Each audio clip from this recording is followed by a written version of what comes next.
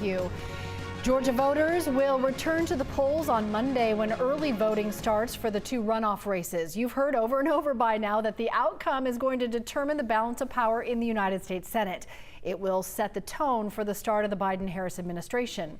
Also on Monday, the Electoral College votes, effectively ending debate over who will occupy the White House. It could also trickle down to Georgia's much-watched Senate races. 11 Alive's Doug Richards shows us why.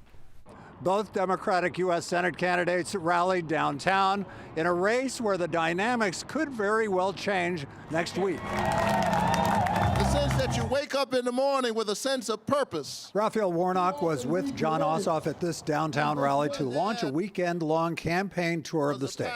Warnock's race to beat Republican Kelly Loeffler has been buoyed by an 11 Alive poll last week showing him ahead and by disarray among Republicans, many of whom are still loudly challenging the results of the presidential race.